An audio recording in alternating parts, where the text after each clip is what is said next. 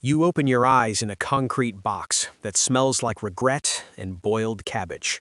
Welcome to your life in North Korea's rogue nuclear program, the one the world pretends doesn't exist, while you pretend every day isn't your last. This isn't a job, it's a slow-motion game of Russian roulette with plutonium dice. And you're about to climb every single rank.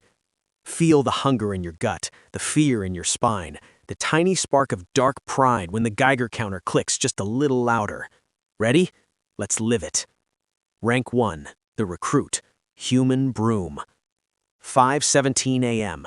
The siren screams like a betrayed mother. Boots already on. Nobody trusts you with laces yet. Your uniform is 2 sizes too big. The previous owner retired early. You don't ask where. Your job? Sweep uranium dust, mop coolant leaks, carry barrels that feel warm even in winter. Not warm like a heater, warm like a warning.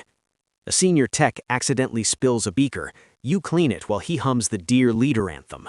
One sneeze and your whole family gets relocated to a mountain potato farm where the snow never melts. You whisper to the guy beside you, "If this dust glows in the dark, at least my kids can read bedtime stories without a flashlight." He doesn't laugh. Nobody laughs out loud.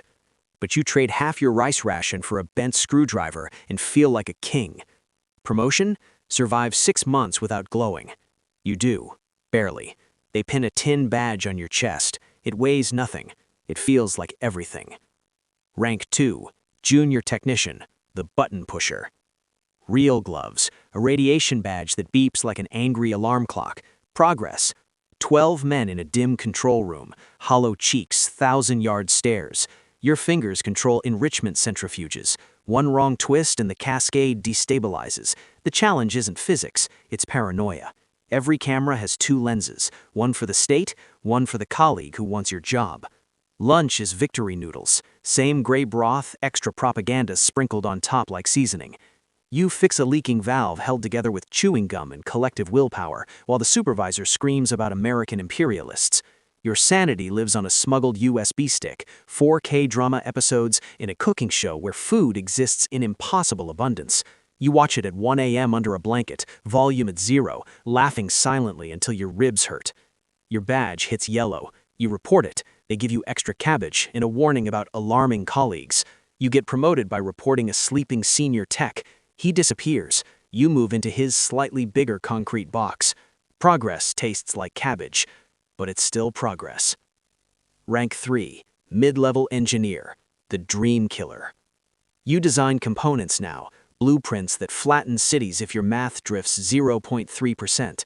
The warhead casing needs to survive Mach 20 re-entry. The steel quota is whatever the black market guy smuggles past the border this month. You make the math fit the materials. It shouldn't work. It does. You've stopped questioning that.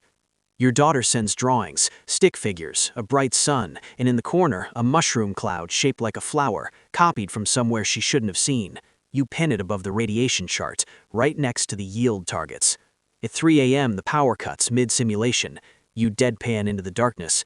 Great, free night vision training. The team laughs once, then the security officer's footsteps echo down the hall, and everyone remembers how to look busy.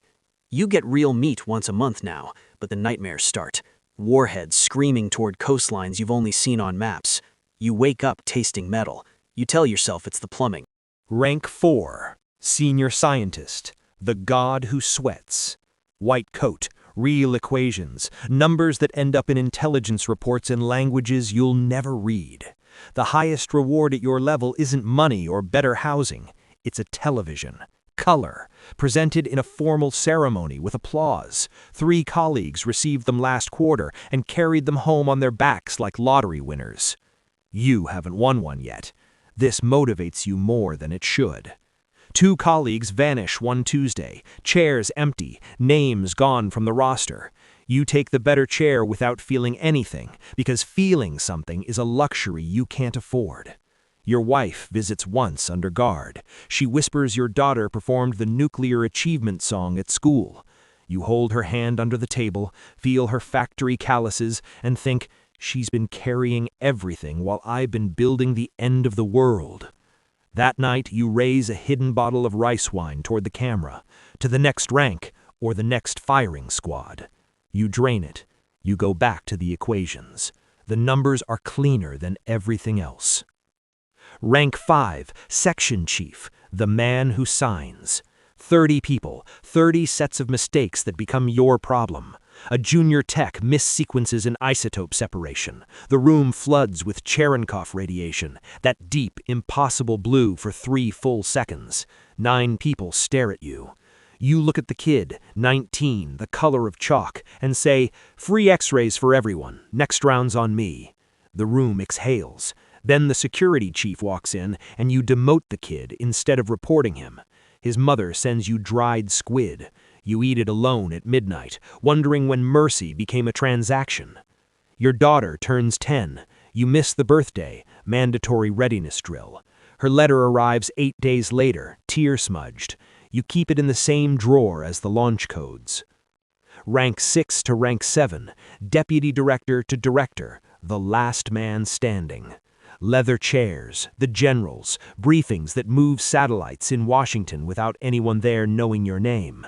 During a midnight session, you murmur to your rival, "If we launch and it works, medals. If it fails, statues, in the Museum of Traitors." He doesn't smile. You're back at your desk before you realize he's already filed the report. You survive it, expensively. Then you reach the top, real bed, silk sheets, a window. The leader calls you comrade by name. Your badge is gold. Your soul is plutonium ash. You stand alone at midnight in the control center. The entire arsenal glows on the screens. You think of the recruit sweeping floors at 5 a.m., trading rice for a screwdriver, whispering jokes in the dark just to stay sane. You pour the last of the hidden wine and raise it to the portrait. Congratulations, you made it to the top. Now the only way left is down. And in the silence, the Geiger counter does the only thing it has ever done. Tick, tick, tick.